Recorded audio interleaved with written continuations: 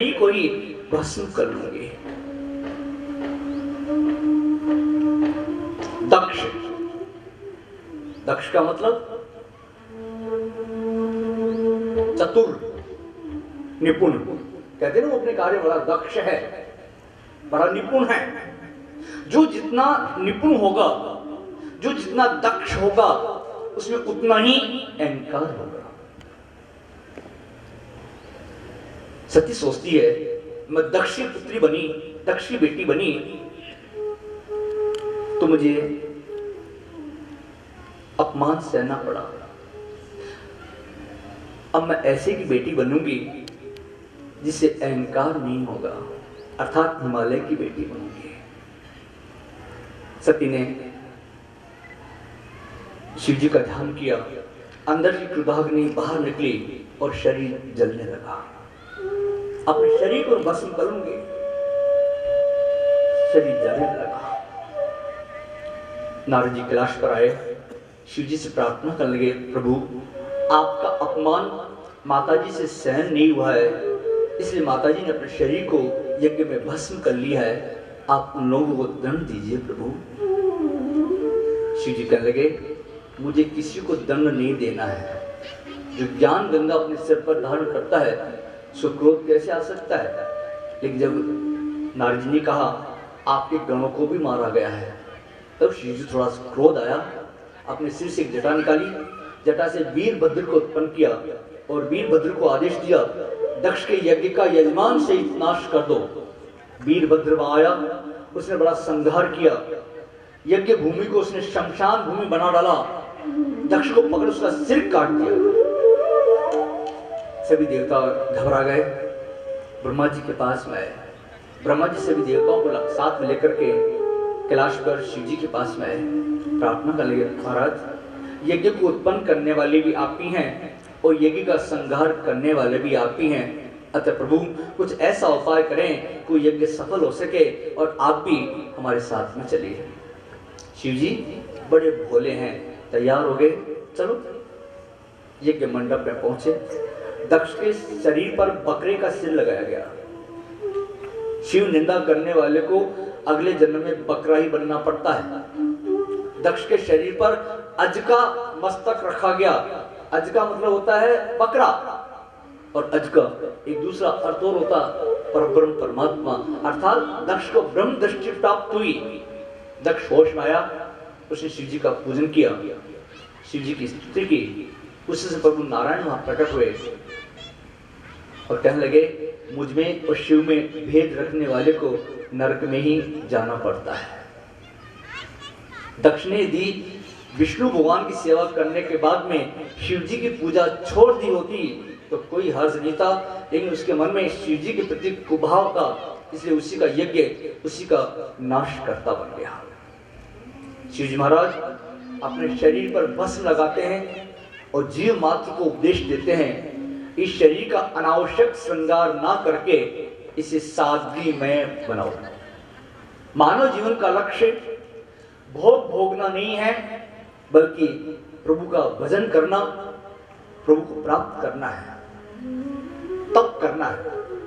और जो तप नहीं करता है उसका तो पतन हो जाता है।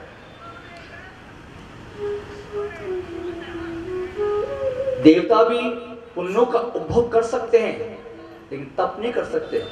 ये तप करने का अधिकार तो उस परमात्मा ने केवल इस मनुष्य को ही दिया है।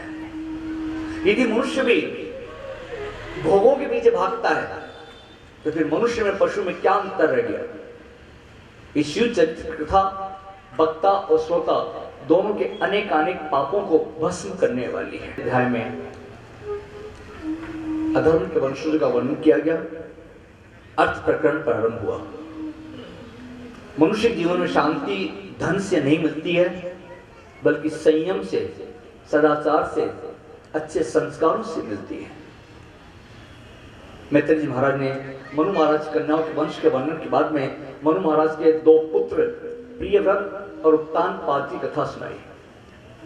ध्रुव जी कथा आ रही है, आइए 2 क्षण के लिए प्रभु के नाम का आश्रय लेंगे, उसके बाद आगे कथा का हम लोग श्रवण करेंगे।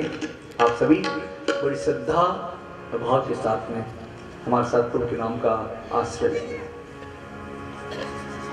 राधे राधे राधे राधे राधे राधे गोविंदी राधे राधे राधे राधे गोविंद राधे राधे राधे राधे गोविंद राधे राधे राधे राधे राधे गोविंद राधे राधे राधे राधे गोविंद राधे राधे राधे राधे राधे गोविंद राधे राधे राधे राधे गोविंद राधे।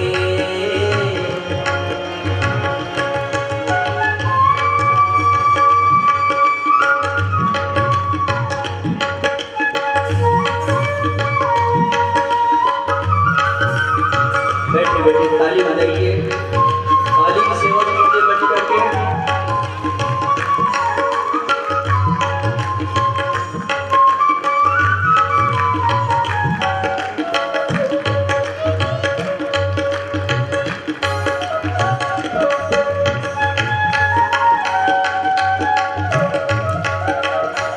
देखिए कि बार बार हम ताली बजाने को आपको कहते हैं, ये क्यों कहते हैं? ताली बजाने के बहुत से फायदे हैं, इसलिए कहते हैं। ताली बजाने के बहुत से फायदे हैं। पहला फायदा तो ताली बजाने का क्या है? ताली जब बजाते हैं तो आप डॉक्टर से पूछ लेना, डॉक्टर कहते हैं हमारे पूरे शरीर का कंट्रोल इन हाथों में होता है, पॉइंट्स हैं इस हाथों में पूरे शरीर में। तो ताली बजाने से वो पॉइंट्स जब दबते हैं तो शरीर का रक्त संचार ठीक रहता है, और रक्त संचार जब ठीक रहता है तो शरीर स्वस्थ रहता है। ताली बजाने से स्वस्थ रहता है व्यक्ति। दूसरा फायदा, ताली बजाने से नींद भाग जाती है। तीसरा फायदा, जो सबसे ज्यादा फायदा है, सबसे बड़ा फायदा है, वो ये है जब हमारे घर में कोई चिड़िया, कबूतर, पक्षी पंखे पर या रोशनदान में आके बैठ जाता है, उसको कैसे भगाते हैं? ऐसे ताली बजाने में भगाते ना, है ना? ऐसे ही ये मनुष्य का शरीर एक वृक्ष है। इस मनुष्य के शरीर रूपी वृक्ष पर पाप रूपी पक्षी बैठा हुआ है। अब पाप रूपी पक्षी को उड़ाना चाहते हो, भगाना चाहते हो, मेरे भाई बहन ताली जरूर बजाना। राधे राधे गोविंद राधे राधे राधे राधे गोविंद राधे राधे राधे राधे गोविंद राधे।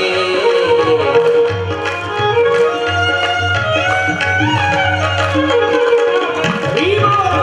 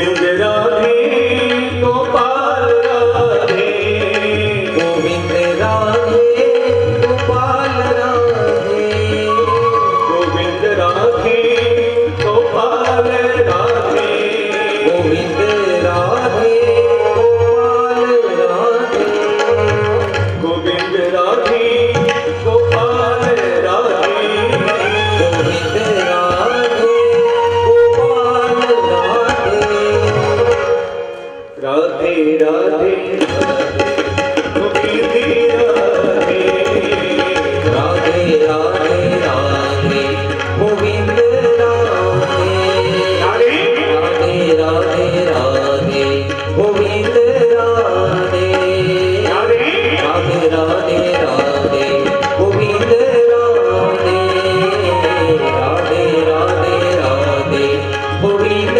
राधे, गोपाल राधे, गोविंद राधे, गोविंद राधे, गोपाल राधे, गोपाल राधे, गोविंद राधे, राधे राधे राधे।